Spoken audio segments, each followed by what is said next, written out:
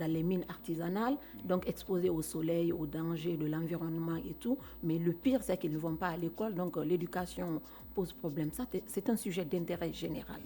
Donc pour cette 6e édition, par exemple, nous avons invité les femmes journalistes à proposer des sujets d'enquête, de recherche ou de reportage. Je voulais, on va en venir, mais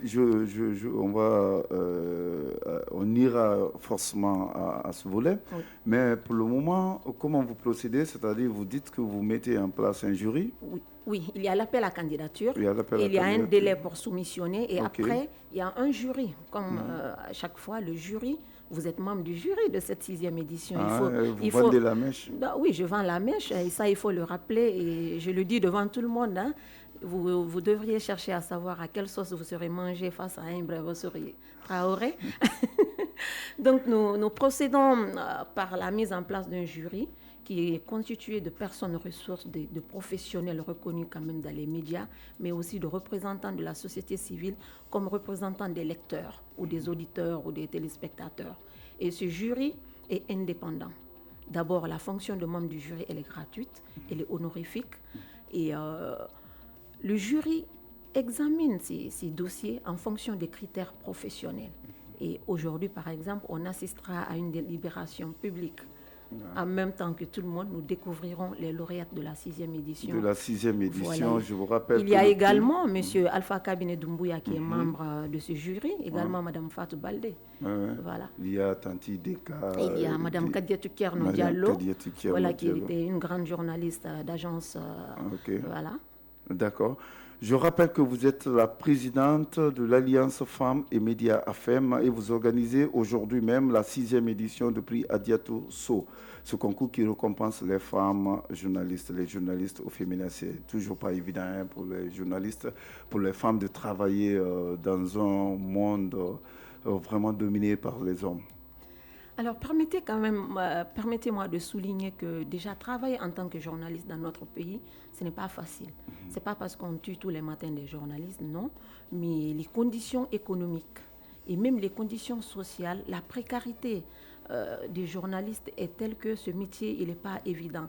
Il faut beaucoup d'engagement, beaucoup de passion. Il faut vraiment avoir aimé ce métier, l'adopter pour y rester pendant longtemps, vous le savez mieux que moi.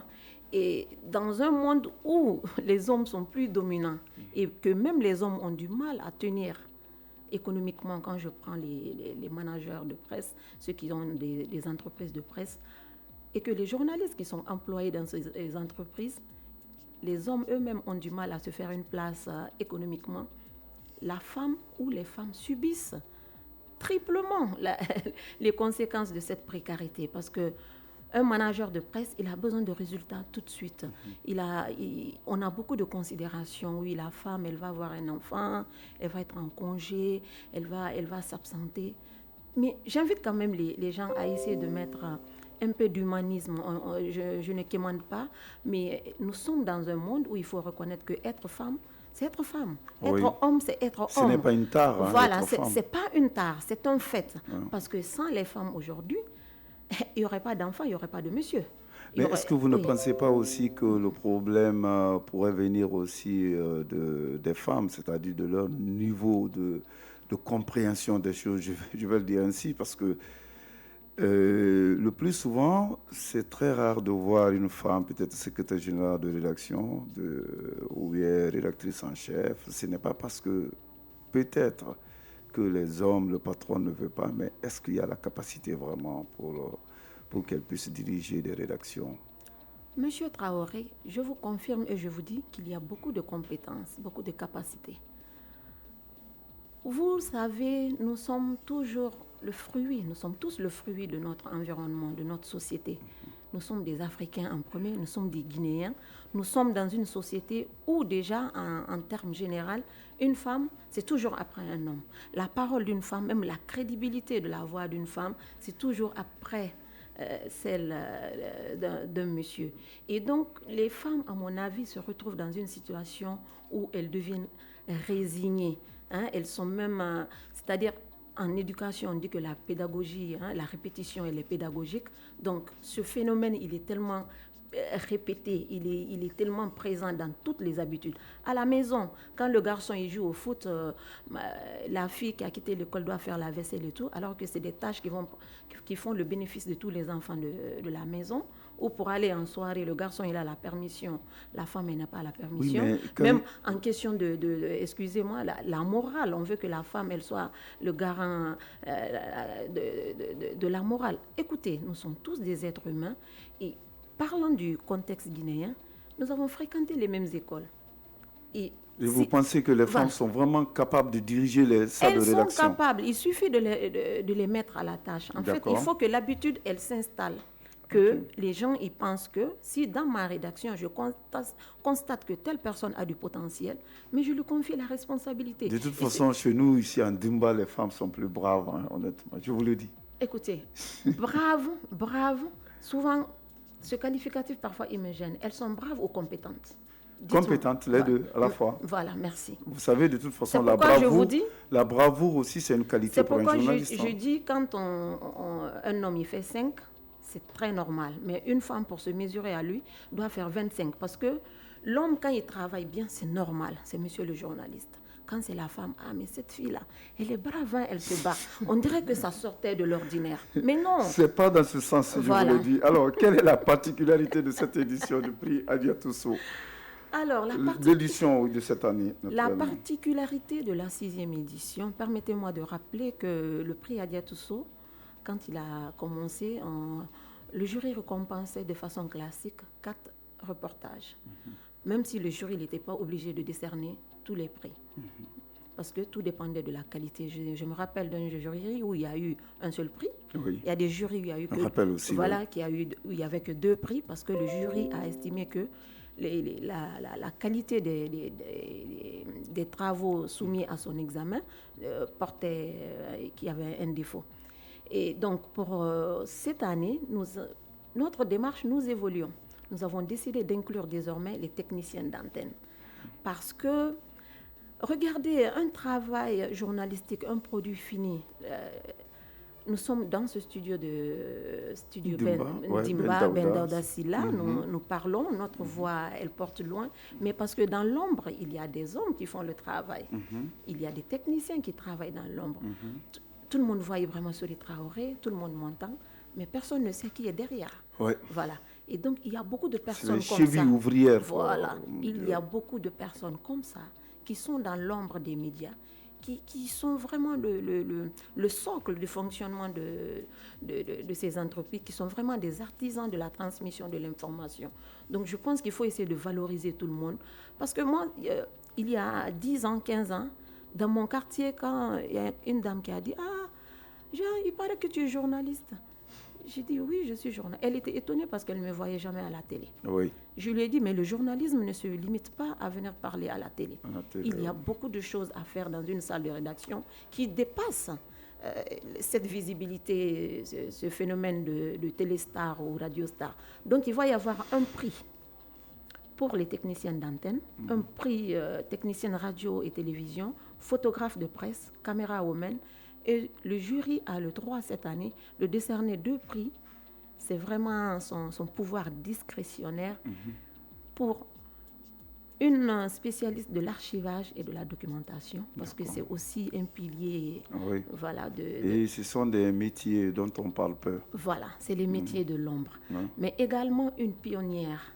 Parce que lorsque nous avons mis en place, créé le prix Adia Tousso, il y avait beaucoup de femmes qui méritaient de porter de façon symbolique cette aventure dont le nom devait être là. Mais puisqu'on ne peut pas prendre tout le monde, il fallait faire un choix. Je vous rappelle que vous êtes avec Madame Diallo Monique Curtis et vous pouvez nous envoyer vos questions dès maintenant. C'est la particularité de l'émission d'aujourd'hui, dès maintenant, et on peut demander à Mademoiselle Kolka de les relayer au 611 93 93 62. 611 93 93 62, c'est valable aussi pour le WhatsApp.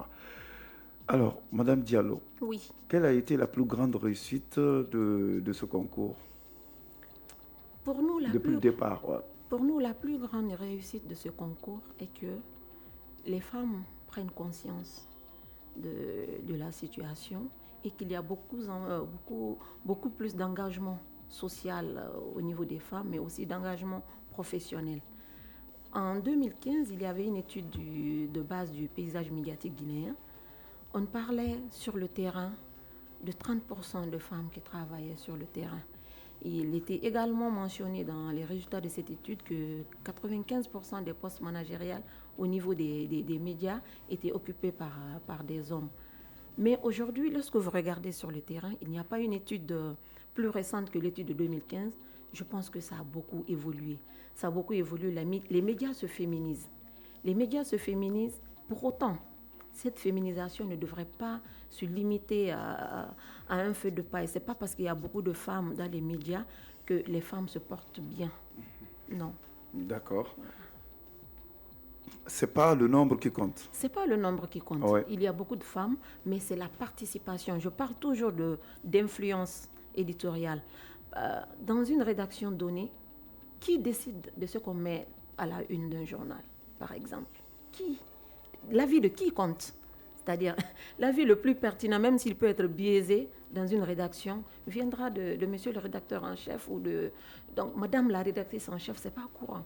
Madame la secrétaire de rédaction, ce n'est pas courant.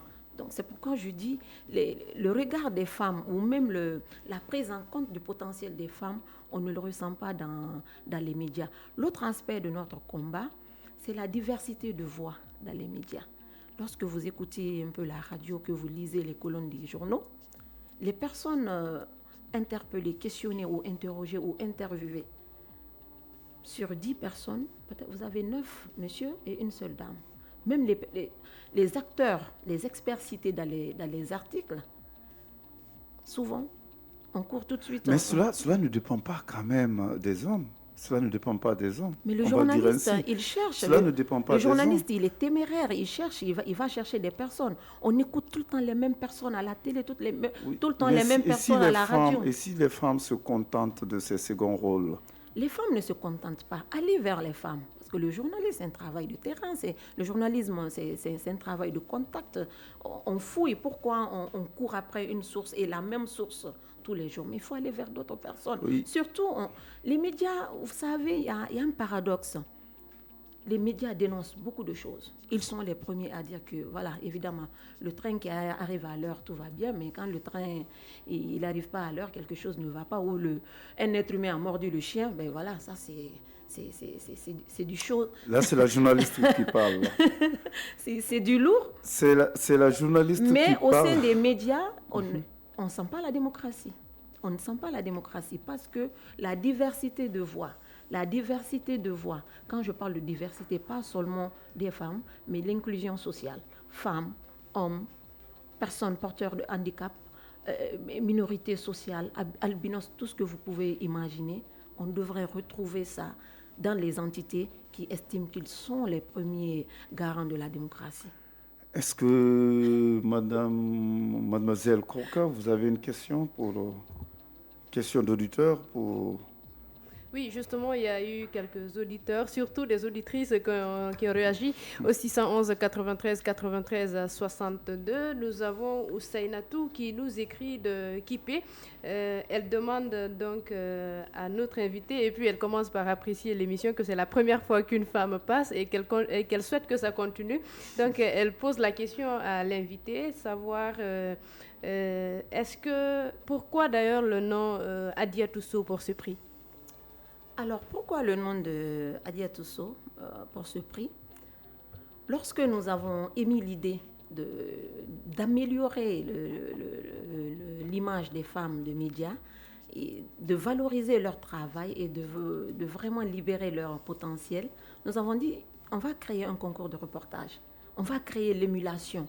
Parce que quand il y a l'émulation, et c'est pourquoi nous pensons que toutes les lauréates du prix Adia Tousso sont très fières, nous avons dit, il faut qu'on cherche, qu'on fouille dans l'histoire de la Guinée et qu'on trouve une femme qui avait la carrure d'une journaliste, qui avait la reconnaissance professionnelle dont les collègues, les collaborateurs ou les téléspectateurs ou auditeurs, en tout cas une femme dont la capacité professionnelle était de notoriété. Nous avons eu beaucoup de noms, et nous avons fait un choix. On a fait un casting, 10 noms, 3 noms, 5 noms, 2 noms. Finalement, nous avons retenu le nom de Hadiatou Sow. Et qu'est-ce qui était en sa faveur? Qu'est-ce qui était en sa faveur? C'est le consensus, en fait. D'accord. Venant des collègues, sa culture... Et qui elle était, Hadiatou Sow? C'était une journaliste. Bon, qui elle était? En 2012, moi, je ne la connaissais pas. Voilà, je l'ai connue comme ça. Et c'est à travers Ibrahima Soreba de la radio nationale quand nous avons décidé. C'était une journaliste de radio. D'accord. Et de la radio nationale. De la radio nationale, je pense qu'elle a migré aussi à la télé. Apparemment, du temps, sous la voix de la Révolution. Et elle a animé même une émission de santé, semble-t-il. Mais il semble qu'elle s'est fait connaître vraiment par sa capacité à retenir, en fait, tout ce qu'elle rédigeait. On dirait que ça lui restait dans le cerveau et qu'elle faisait des éditions d'informations sans téléprompteur, mais on ne sentait pas. C'était donc une grande journaliste. Est-ce qu'il y a une autre question? On va prendre certainement la dernière question. Oui, la dernière avant de passer. Il y a Mamadou qui nous écrit de Matoto. Il demande si ce prix ne concerne que les femmes techniciennes ou reporters, parce qu'il y a des chroniqueuses, il y a des présentatrices aussi, et puis il y a tout ça. Donc c'est sa question.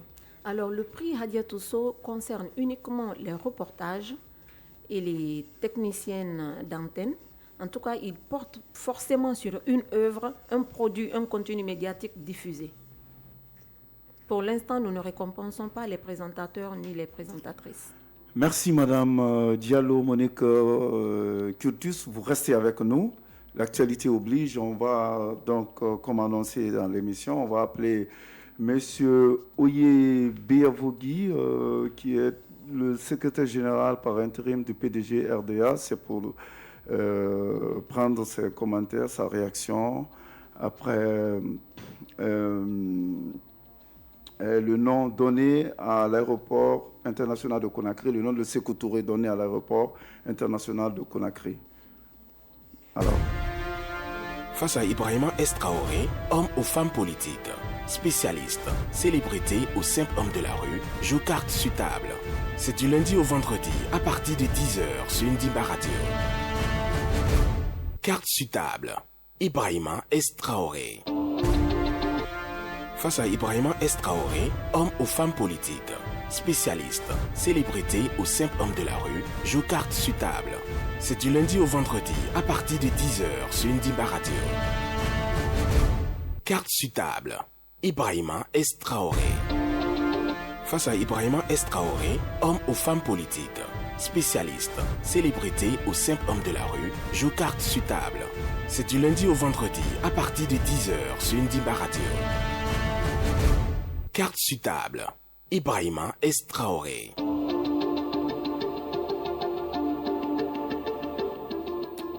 Alors, on a du mal à avoir d'abord M. Oye Biavogui, s'il nous écoute, qu'il veuille bien nous faciliter la tâche et qu'il réponde à notre appel pour sa réaction. Alors, on va continuer avec Madame Monique qui est... alors, on me fait signe, il est là?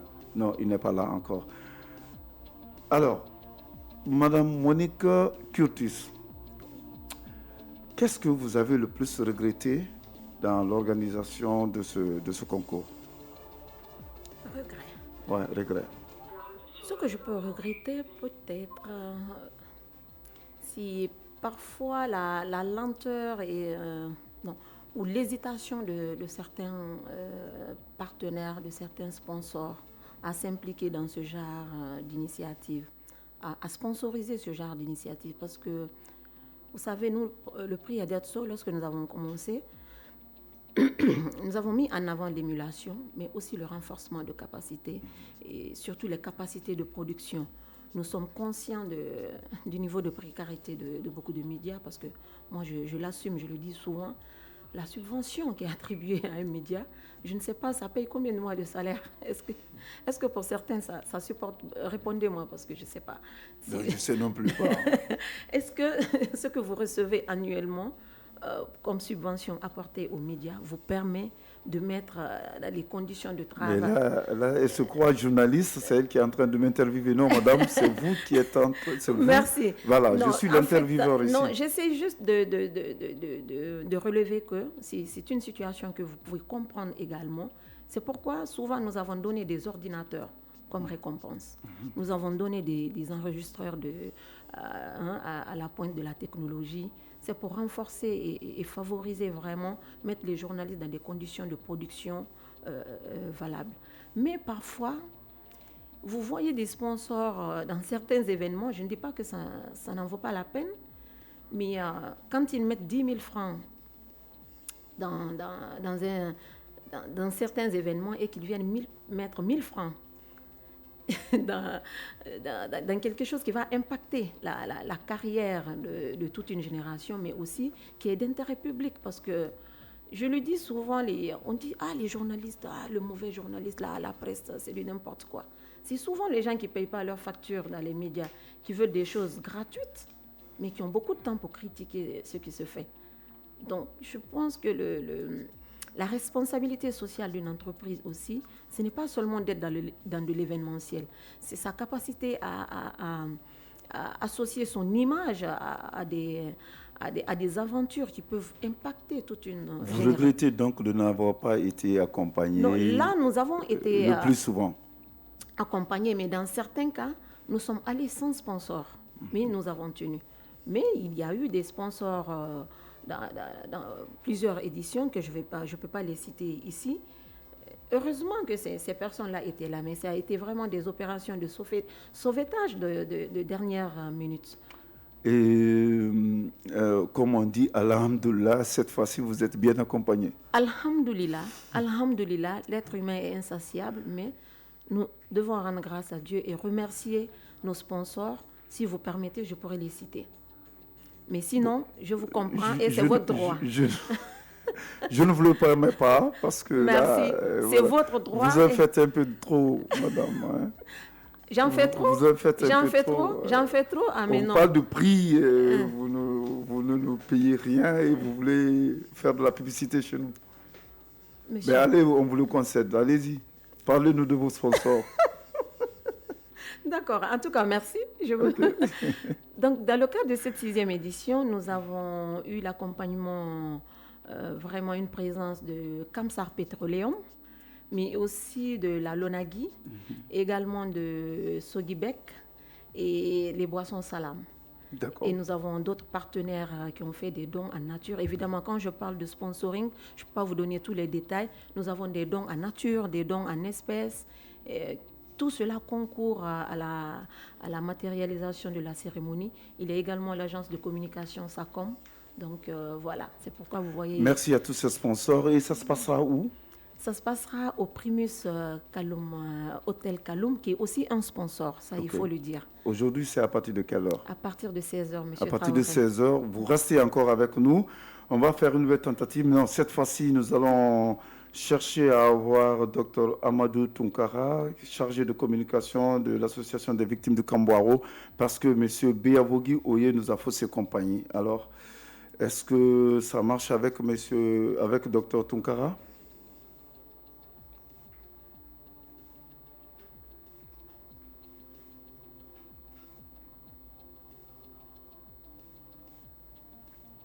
Allô, bonjour docteur.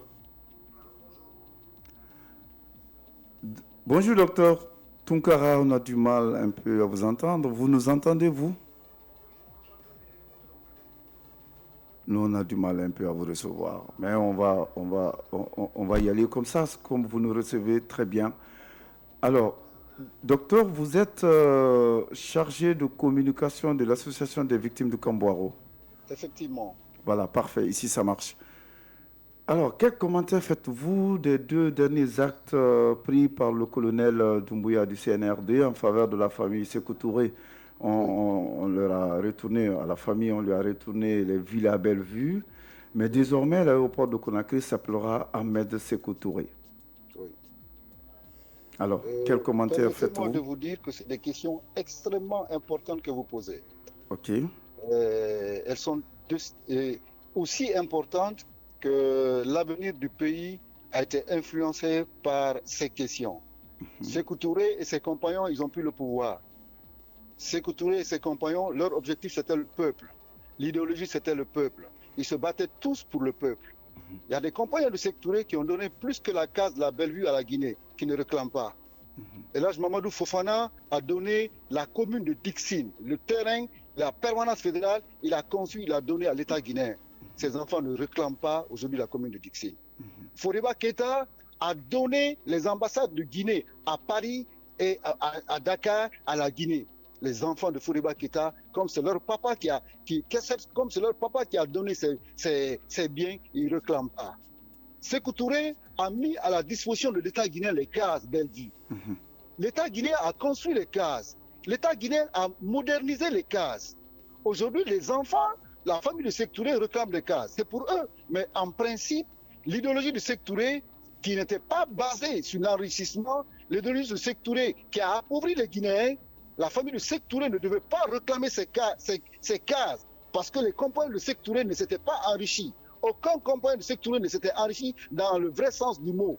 C'est après que Sékou Touré s'était fait appeler responsable suprême de la Révolution, qu'il ait retourné le pouvoir dans son clan, que ses frères se sont enrichis. Il faut le savoir. Les cases Bellevue appartiennent à Sékou Touré, mais les cases Bellevue ont été construites et modernisées par l'État guinéen. Donc c'est excessivement important. Vous pensez que la famille ne devrait pas réclamer, mais la famille a réclamé. Vous dites, vous concédez que c'est son droit. Mais ça veut dire que vous condamnez un peu que l'État retourne ses biens à la famille? Je vous donne un exemple. La Villa Sili de Koléa a été restituée et modernisée par le président Conté, rénovée et donnée à la famille. Le président Conté a assuré une pension à la veuve Sékou Touré. Le président Conté, la veuve Henriette Conté et Hadja André Touré marchaient ensemble les mains dans les mains. Ce problème n'a pas été posé en ces temps. Ce problème se pose maintenant. Nous ne sommes pas contre. Je suis un être humain, je me bats pour moderniser mes conditions de vie, c'est normal. Mais si mon papa avait mis à disposition un de ses biens à quelqu'un, je pense que je serais gêné de réclamer ce bien, surtout à l'État guinéen, surtout à l'homme qui se faisait appeler l'homme-peuple. Oui, vous savez, on peut se dire que réclamer, ce n'est pas un souci, c'est donner qui peut être un souci alors, dans ce cas, parce que ça a été donné à l'État. Selon vous, qu'est-ce qui a amené le CNRD à retourner des biens qui étaient dans l'escarcelle de l'État? À cette question, je ne peux pas répondre. Seulement ce que je viens de vous dire, qui mérite aussi interrogation. Le président Conté avait beaucoup fait pour la famille du président Sékou Touré. Le président Conté avait restitué les cases de la Bellevue. Le président Conté avait rénové les cases de la Villa Sili de Koléa. Il a restitué, il a rénové, il a donné une pension conséquente à la veuve du président Sékou Touré. Le problème des cases Bellevue n'ont pas été posé en ces temps. Le problème des cases Bellevue, c'est ces derniers temps que ça se pose. Mais moi, je me dis, en tant qu'être humain responsable, héritier de mon papa, si mon papa donne quelque chose, moi, je ne dois pas réclamer cette chose. D'accord. Vous pensez que c'est la famille Sékou Touré qui n'a pas bien agi. Je rappelle que vous êtes le chargé de communication de l'association des victimes du Kambaro. Alors, il n'y a pas que ça comme acte posé par le CNRD en faveur de la famille Sékou Touré. Hier, vous avez suivi le décret. Désormais, l'aéroport international de Conakry-Bessia s'appellera l'aéroport Ahmed Sékou Touré. Qu'en pensez-vous? Bon, nous avons été beaucoup surpris par ce décret. Nous avons été beaucoup surpris par ce décret parce que les premiers mots de colonel Doumbouya, les premiers mots, c'était basé sur la justice sociale. Et il était la refondation de l'État, la justice sociale, la charte de la transition, c'est le CNT qui devait être l'organe de souveraineté nationale. C'est le CNT qui devait décider tout. Alors nous, depuis 1985, nous nous battons pour la réconciliation nationale. La réconciliation nationale impose une commission vérité, justice, réconciliation. Pourquoi vérité? Pour que l'on sache effectivement ce qui s'est passé. Et rendre justice, ce n'est pas une justice de vengeance, ce n'est pas une justice d'un vainqueur, c'est une justice transitionnelle. Pour que l'on sache effectivement ce qui s'est passé, pour ne plus que notre société connaisse ce qui s'est passé, pour permettre de vivre ensemble.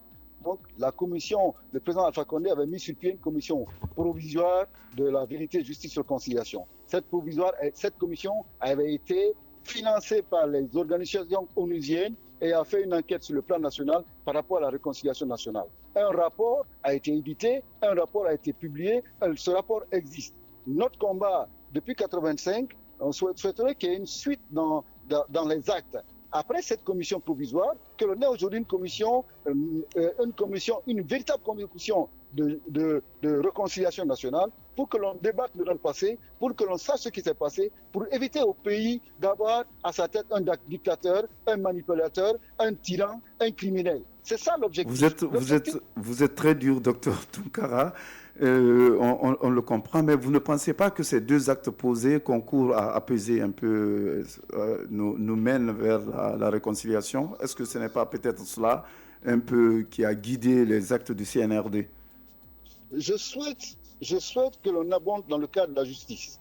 Je ne veux pas que l'on me fasse plaisir. C'est un problème de mémoire. Je ne veux pas que l'on fasse plaisir à X, Y ou Z. Je souhaite que le truc soit éthique et qu'il y ait une commission structurée et civilisée qui fasse le travail. Ce n'est pas faire plaisir à X ou Y qui va régler le problème de la Guinée. Ce qui se passe en Guinée ne se passe dans aucun pays de la sous-région. Il faut bien que l'on cherche à vivre comme les autres. Quoi par exemple qui se passe en Guinée, qui ne se passe pas dans...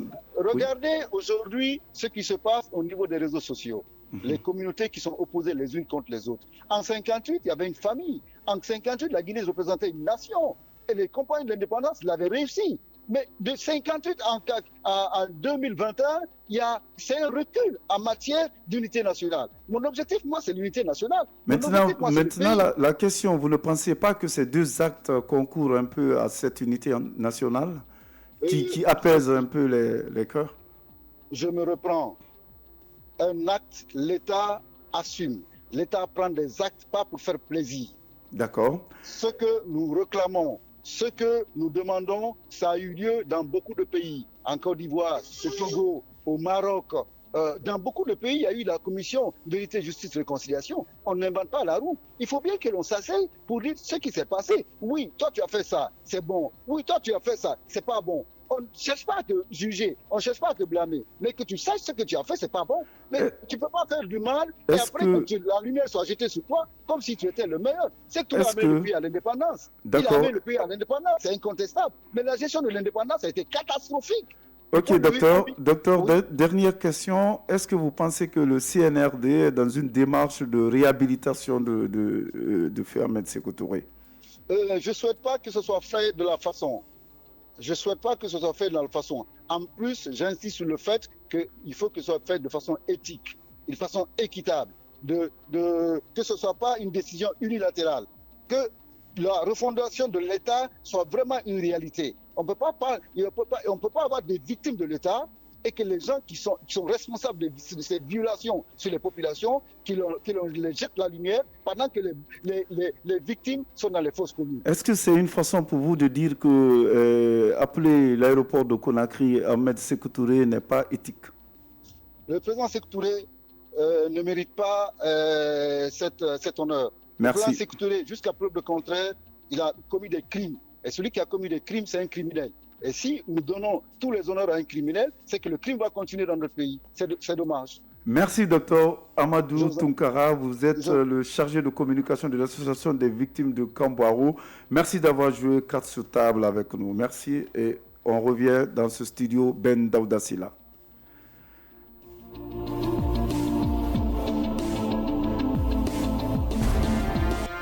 Face à Ibrahima Traoré, homme ou femme politique, spécialiste, célébrité ou simple homme de la rue, joue carte sur table.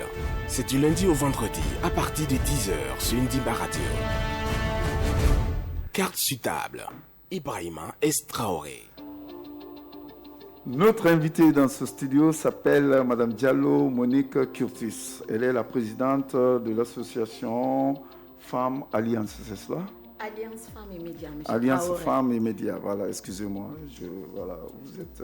Vous êtes partout à la fin. Vous êtes association, journaliste et puis tout, voilà. Le cœur de métier, il reste. Chargé de communication et tout ça. Donc le cœur de métier ça devient compliqué. Il y a des moments où on oublie un peu ce que vous faites. Mais oui, c'est Ou ça. on mélange un peu? Mais on évolue, on progresse, c'est ça. Parfait. Alors, nous avions ouvert une petite parenthèse parce que l'actualité. Dernière question pour vous, Madame Diallo. Est-ce que vous pensez déjà à la prochaine édition? Oui, nous C'est pensons. l'édition de 2022. Nous pensons déjà à la prochaine édition. Et est-ce qu'on va s'attendre à de la nouveauté? Oui, beaucoup de nouveautés. Vous savez que normalement, nous organisons le prix Adiatousso tous les 2 ans. D'accord. Donc c'est à 2023 maintenant. Non. À Ok, partir de allez-y. 2021, nous avons décidé d'organiser Tous les ans. chaque année D'accord, super. pour 2-3 raisons. La première raison, nous avons constaté qu'il faut maintenir, c'est-à-dire c'est comme il faut entretenir cette relation. Il faut que les gens gardent à l'idée qu'il faut continuer à travailler, c'est tous les jours. L'éducation, la sensibilisation, c'est-à-dire il faut marquer la présence pour maintenir les liens, ça c'est un. Mais deuxième chose, nous voulons aussi intégrer des activités de formation. Parce que l'Alliance Femmes et Médias, ce n'est pas que le prix Adiatousso. Le prix Adiatousso est un des outils de plaidoyer de notre association. Nous avons d'autres chantiers comme j'ai effleuré tout à l'heure la question de la diversité des voix dans les médias et particulièrement le projet Expert Guinée qui pourrait se traduire même en émission radio mais aussi en site web. Émission radio. Bien sûr. Peut-être que vous viendrez en Dimba Mais faire alors cette pourquoi émission. pas, pourquoi pas, ce sera l'une de mes casquettes, ça. Voilà. Et oui, parce que nous voulons amener les médias et faciliter donc la tâche aux médias. Souvent on dit il n'y a pas de femmes, on ne sait pas où trouver une femme ingénieure ou une femme historienne. Donc ce sera un répertoire d'expertise qui permettra d'accéder tout de suite à de l'expertise. Très bien, le réalisateur me dit qu'il est l'heure. Mais moi, je voudrais tout juste vous poser une toute dernière question avec une réponse très très courte. Toujours. Est-ce que vous êtes déjà satisfaite? Est-ce que vous pensez que ce que vous faites depuis il y a combien d'années, vous êtes à la 6e édition, est-ce que vous pensez déjà qu'il y a un impact un peu sur le travail des femmes dans les médias? Je vous donne rendez-vous ce soir. D'accord. Vous allez vivre en direct des témoignages. Inch'Allah, ce soir, à la 6e édition du prix Adiatousso. Merci donc d'être passée, Madame Monique Curtis, Madame Diallo Monique Curtis. Merci de préciser cela. Ouais, merci beaucoup. Merci à Koka Diallo, merci à notre technicien. Tout à l'heure, à 11h, vous aurez 100 000 cash. Je crois que cette fois-ci, ce sera avec Dimat. Cette émission est rediffusée à 18h et donc on vous reprend lundi, Inch'Allah. Allez, ciao. Festival. Plus de 20 000 personnes par jour. 5 jours de spectacle. Une quarantaine d'artistes sur scène. Musique, danse, théâtre, mode, comédie, foire. Le plus grand événement de la région est programmé à Fria. Une programmation de feu pour un festival unique. Du 22 au 29 décembre à Fria. Le plus gros kiff de la Guinée pose sa valise. Sponsor, la Fondation Orange Guinée.